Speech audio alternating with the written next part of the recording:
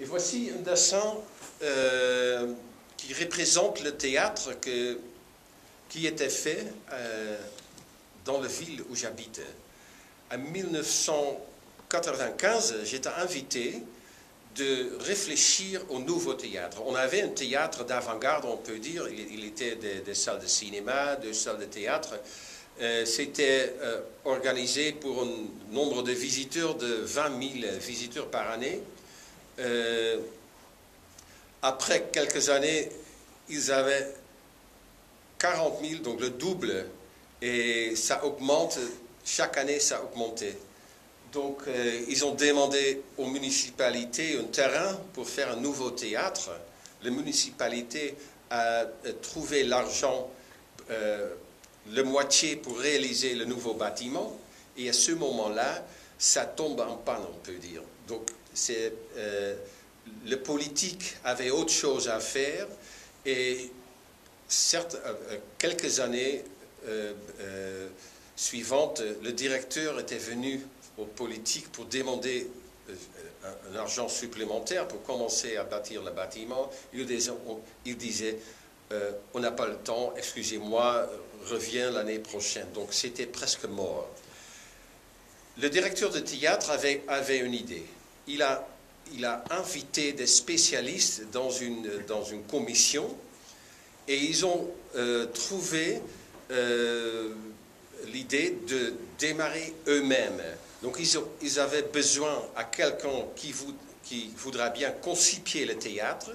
Ils n'avaient peu de budget, mais donc concipier le théâtre, c'était un, mais l'autre, c'était présenter le théâtre à une manière que les politiques vont dire c'est presque là, c'est bien, on va accepter ce plan et après on va chercher l'argent. Donc ils ont pris l'initiative, ils m'ont invité de réfléchir à ça. Avant, j'avais fait déjà des affiches, des billets d'entrée, mais c'est tout à fait autre chose qu'un bâtiment. Mais ils connaissent mon intérêt sur l'architecture. Donc ils m'ont donné le livre, le cahier des charges, plus que 100 pages, et tout était déjà dedans, combien de mètres carrés pour les salles, combien de sièges, etc. Donc je disais à eux que j'ai hésité et je voudrais bien donner une réponse une semaine plus tard. Mais en fait, du moment qu'ils m'ont demandé ça, dans ma tête, j'étais sûr que j'étais le futur architecte du nouveau théâtre. Donc je voudrais bien le faire. Le théâtre est fait au centre-ville, dans un ancien lieu. Donc j'ai choisi de ne pas faire un grand moloch, une très grande pierre au centre-ville, mais une sorte de théâtre, un bâtiment collage. Donc le foyer, on peut considérer comme un petit place, et autour de cette place, il y a des différentes fonctions, chacun avec sa propre matériel et propre couleur. Voilà, ça c'est le théâtre. Donc en 2003, on avait le vernissage. Bien sûr, j'avais l'aide d'un groupe autour de moi, des architectes, des spécialistes d'acoustique, installation, technique, etc. Mais j'ai suivi tous les rencontres. Mes idées étaient la base du théâtre, c'était dans un contrat. Donc j'avais le veto. Si les architectes ont exécuté des choses contre mon goût, je pouvais dire on ne va pas le faire. De l'autre côté, j'ai dit aux architectes pour motiver au début, si vous trouverez des solutions meilleures, je l'accepte parce que le but c'est faire le meilleur théâtre possible. Et après le bâtiment, bien sûr, il y a la typographie, etc. Ça c'est notre situation de jour. Le grand mauve à droite haute, ça c'est le pavillon de cinéma. Donc pavillon cinéma, c'est vraiment un pavillon séparé, mais on peut entrer de l'escalier central. Et c'est la façade miroitée, là, c'est aussi pour une meilleure intégration, peut-être dans le quartier? Oui, tout à fait, tout à fait. Enfin, normal, pour un théâtre nouveau en néerlandais, il y a une loi qui dit qu'il faut une garage pour le transport du décor, etc. Donc j'ai pensé à mettre le